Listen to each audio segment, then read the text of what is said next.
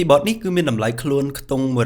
$145 Yes គឺវាច្រើនប៉ុន្តែសម្រាប់អ្នកដែលស្គាល់ពី mechanical keyboard ពិតប្រាកដគឺมันភ្ញាក់ផ្អើលទេជាមួយនឹងតម្លៃនេះ mechanical keyboard គឺมันសំដៅតែរឿងបដូរ keycap បាននិងមានភ្លើង RGB ស្អាតប៉ុណ្ណឹងទេវាមានរឿងជាច្រើនដែលធ្វើឲ្យ keyboard ខ្លះមានតម្លៃរហូតដល់ទៅខ្ទង់$1000ក៏មានដែរបើសិនជាគេធ្វើការ build ឬក៏ custom វាហើយនេះគឺជា AORUS K9 Optical ចឹងនេះគឺជាវីដេអូ review លម្អិតពី AORUS K9 Mechanical Keyboard រួមទាំងចំណេះដឹងបន្ថែមពី keyboard ប្រភេទនេះតាមដានជាមួយខ្ញុំទាំងអស់គ្នា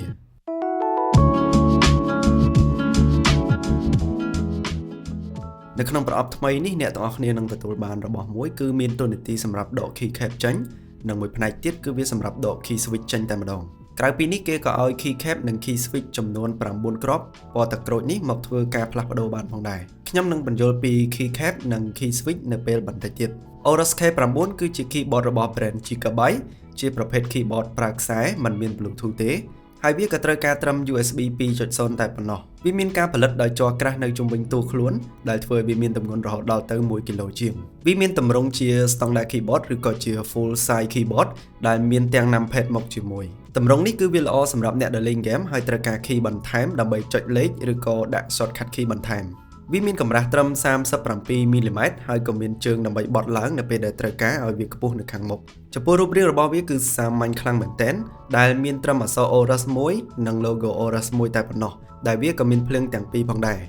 ក្រៅពីនេះវាមិនមានម៉ូដអ្វីដែលធ្វើឲ្យខ្ញុំទើសទាល់ក្នុងចិត្តទេនិយាយត្រង់រូបរាងនេះគឺជា keyboard ដែលខ្ញុំពេញចិត្តតែអ្វីដែលកាន់តែធ្វើឲ្យខ្ញុំពេញចិត្តចំពោះការ design របស់ AORUS K9 នេះគឺ cable management សម្រាប់ខ្សែ USB របស់វាគឺមានប្រវែង 1.8 ម៉ែត្រចេញពីពាក់កណ្ដាល keyboard ហើយវាក៏មានការ design ដើម្បីលាក់ខ្សែនេះដែរដោយយើងអាចបដូរឲ្យវារត់ទៅខាងឆ្វេងក៏បានរត់ទៅខាងស្ដាំក៏បានមិនថាយើងដាក់ computer case នៅខាងណាក៏បានដែរវាជារឿងល្អសម្រាប់ការ design មួយនេះឥឡូវយើងចូលមកដល់ចំណុចប្រភេទ key របស់វាម្ដងខ្ញុំមានរឿងជាច្រើនដែលត្រូវនិយាយដោយសារនៅមានអ្នកមិនទាន់ដឹងច្បាស់ពីប្រភេទ key ដែលមាននៅលើ mechanical keyboard ចាប់ផ្ដើមពី keycap ទៅមុនគេkeycap គឺជាជ័រដែលយើងអាចមើលឃើញពីអក្សរឬសញ្ញារបស់វានៅលើ keyboard របស់យើងបានយើងអាចធ្វើការផ្លាស់ប្ដូរទៅកាន់ពណ៌ផ្សេងៗនិងម៉ូដផ្សេងៗទៀតទៅតាមការស្រឡាញ់របស់យើងគ្រាន់តែយើងត្រូវរកទម្រង់ key ឲ្យវាត្រូវជាមួយនឹង keyboard របស់យើងដូចជា keyboard ទម្រង់ពេញទម្រង់ 75% ឬ 60% ជាដើមហើយចំពោះទំហំ keycap នេះវិញគឺវាមិនខុសគ្នាទេប៉ុន្តែជម្រើសល្អបំផុតគឺត្រូវផ្ដល់ model keyboard របស់យើងទៅកាន់អ្នកលក់បើសិនជាចង់ទិញ keycap យកមកបដូរចំណែក key switch នេះវិញគឺជាប៊ូតុងដែលមានតួនាទីផ្ដល់សញ្ញាទៅឲ្យ keyboard របស់យើងនៅពេលយើងធ្វើការចុចម្ដងហើយវាគឺជាចំណុចសំខាន់មួយនៅលើ mechanical keyboard key switch នេះគឺយើងអាចសម្គាល់ទៅលើសំឡេងឮខ្លាំងឬក៏ឮស្ងាត់ត្រូវការកម្លាំងសង្កត់ប៉ុណ្ណានិងល្បឿននៃការលោតមកវិញរបស់ key នីមួយៗនៅពេលដែលយើងចុចវាម្ដង key switch គឺមានច្រើនប្រភេទច្រើនពណ៌មែនទែនហើយគ្រប់ប្រភេទនៃ key switch ទាំងអស់រឿងសំខាន់ដែលវាខុសគ្នានោះគឺសំឡេងសម្រាប់ blue switch ពណ៌ខៀវនេះគឺវាមានសំឡេងខ្លាំងជាងគេបន្ទាប់មកគឺពណ៌ត្នោតហើយចុងក្រោយគេគឺពណ៌ក្រហមនេះដែលវាស្ងាត់ហើយថែមទាំង smooth នៅពេលចុចទៀតផងចំពោះ mechanical keyboard គឺមានប្រភេទ key switch ធម្មតានិងមួយទៀតគឺប្រភេទ hot swap ដែលយើងអាចដកយក key switch នេះបដូរបានដូចមាននៅលើ AORUS K9 នេះជាដើមមានន័យថា keyboard ខ្លះគឺយើងមិនអាចបដូរ key switch នេះបានទេ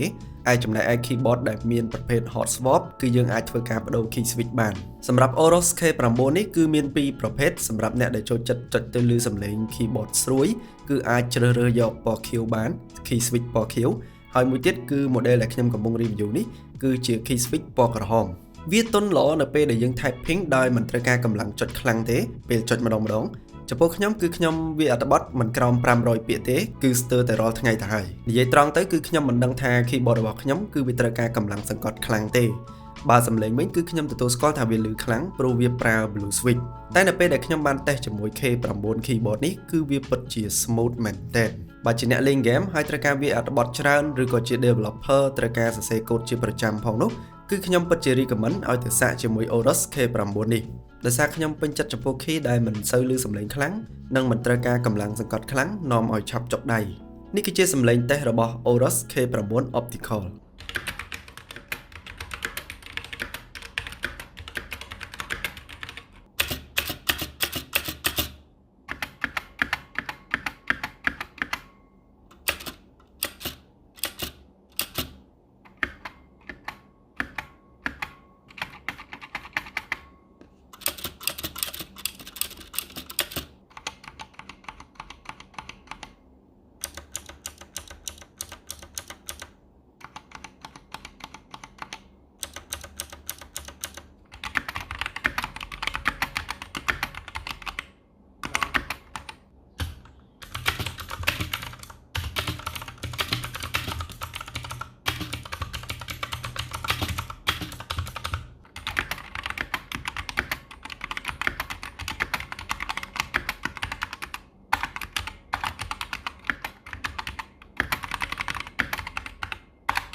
ចាំមកដល់ភ្លើង RGB របស់វាម្ដង AORUS K9 នេះគឺមានភ្លើង RGB ប្រភេទ per key backlight